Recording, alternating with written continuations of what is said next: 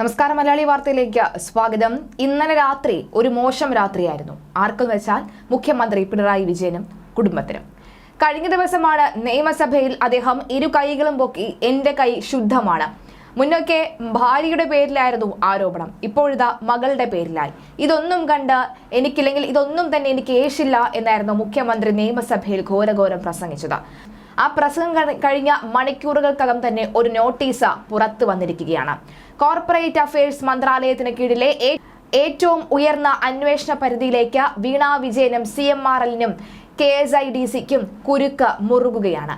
അന്വേഷണം ഏറ്റെടുക്കുന്ന serious fraud investigation office അതിവേഗം പരിശോധനയിലേക്കും വിളിച്ചു വരുത്തിയുള്ള ചോദ്യം ചെയ്യലിലേക്കും കടക്കാൻ സാധ്യത ഏറെയാണ്.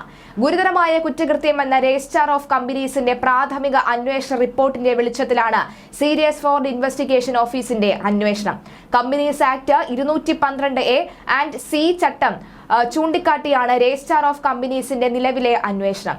ഇതാണ് SFIOയ്ക്ക് കൈമാറിയത്.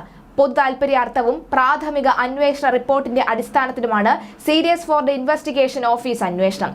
ഷോൺ ജോർജിന്റെ പരാതിയിൽ പ്രാഥമിക അന്വേഷണം നടത്തിയ ബംഗളൂരു ROCയും എറണാകുളം ROCയും എക്സാലോജിക് CMRL ഇടപാടിൽ ഗുരുതരമായ ചട്ടലംഘനങ്ങൾ കണ്ടെത്തിയിരുന്നു.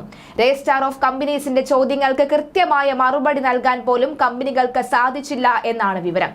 KSIDC നൽകിയതും അവ്യക്തമായ മറുപടിയാണ്. പ്രാഥമിക അന്വേഷണത്തിൽ തന്നെ ഗുരുതര കുറ്റകൃത്യം കണ്ടെത്തിയതിനാൽ സീരിയസ് ഫ്രോഡ് ഇൻവെസ്റ്റിഗേഷൻ ഓഫീസാണ് കേസ് അന്വേഷിക്കേണ്ടത് എന്ന് അഭിപ്രായം ഉയർന്നിരുന്നു.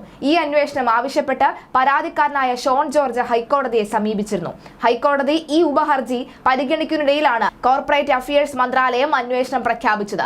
അഴിമതി നിരോധന നിയമപ്രകാരമുള്ള കുറ്റങ്ങൾ പ്രാഥമികമായി തന്നെ കണ്ടെത്തിയതിനാൽ CBIക്കും കള്ളപ്പണ വെളുപ്പിക്കൽ നിരോധന നിയമപ്രകാരം EDക്കും കേസ് അന്വേഷിക്കാമെന്നും ROC പ്രാഥമിക അന്വേഷണത്തിൽ തന്നെ കണ്ടെത്തിയിരുന്നു. ഇതും കോർപ്പറേറ്റ് കാര്യ മന്ത്രാലയം മുന്നിൽ കണ്ടിട്ടുണ്ട്. കമ്പനികാര്യ ഇടപാടുകളിലെ ഗുരുതര കുറ്റകൃത്യങ്ങൾ അന്വേഷിക്കുന്ന SFIOയിലേക്ക് കേസ് എത്തുമ്പോൾ കേസിന് കൂടുതൽ ഗൗരവം കൈവരും. ഇന്ത്യൻ കോർപ്പറേറ്റ് ലോ സർവീസിലെ 6 ഉന്നത ഉദ്യോഗസ്ഥരാണ് അന്വേഷണ സംഘത്തിലുള്ളത്.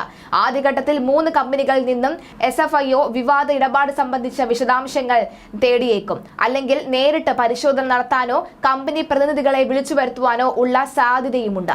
അന്വേഷണത്തിൽ കുറ്റകൃത്യം തെളിയാൻ അറസ്റ്റിനും പ്രോസിക്യൂഷനും അടക്കം അധികാരമുള്ള ഏജൻസിയാണ് SFIO എന്നത് വ്യക്തമാവുകയാണ്. ഇതോടുകൂടി ചിത്രം തെളിയുന്നു. വീണ വിജയനും സംഘവും ഏത് ദിവസത്തിനുള്ളിലും വേണമെങ്കിലും ഒരു ചോദ്യം ചെയ്യൽ നേരിടാനുള്ള സാധ്യത ഏറുകയാണ്.